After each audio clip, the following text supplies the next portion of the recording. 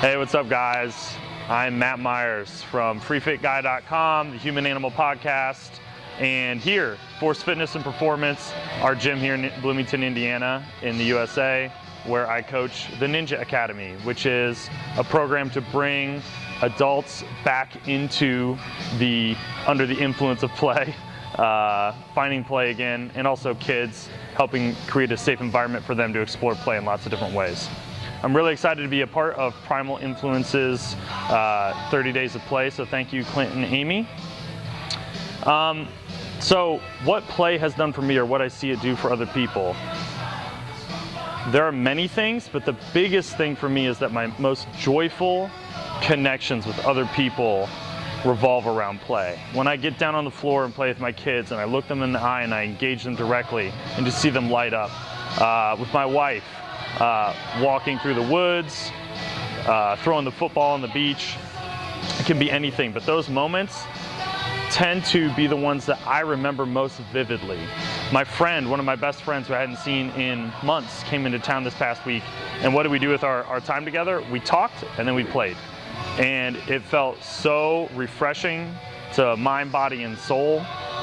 Such an important time for me, and I can't believe that I spent so much of my adult life focusing on things other than play, trying to be so regimented in what I was doing. So to me, the biggest benefits are that connection, the joy, and that recreation of time with your loved ones.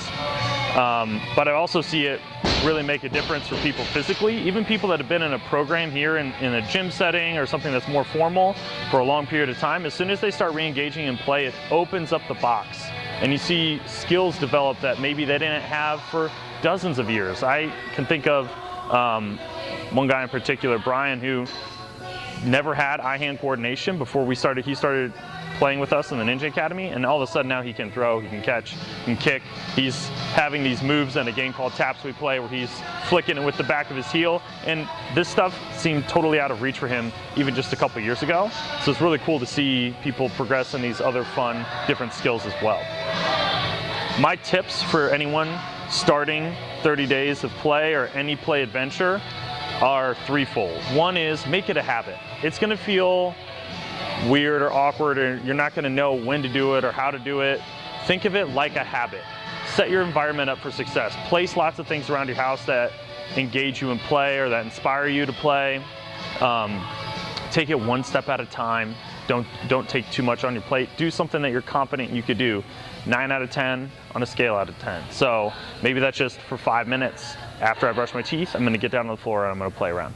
Or for 5 minutes after I get home from work, I'm gonna make sure I shut down the cell phones, I put the cell phone in a drawer, and I go outside with my dog and I run around. Or whatever it is, create a habit to reinforce play. The other things are, give yourself permission to play, because especially if you're just starting out, words have a lot of power. And this is one of the things I talk about in my original strength play workshops, is that we need to give ourselves permission again to play, because everything around us tells us not to play. Everything in our environment tells us that we should be standing in a specific way, sitting in a specific way, acting in a specific way. So just verbally telling yourself every day, hey, I give myself permission to play today, is so powerful. And finally, celebrate the awkward, because we talk about how play brings us into the moments of flow and we are just, everything else melts away and it's so joyful. But it's not always like that. Don't let anyone tell you it's always like that. And it can be super awkward when you try to figure stuff out, or you're working with someone else for the first time, or you're not exactly sure what to do next. Embrace that awkwardness.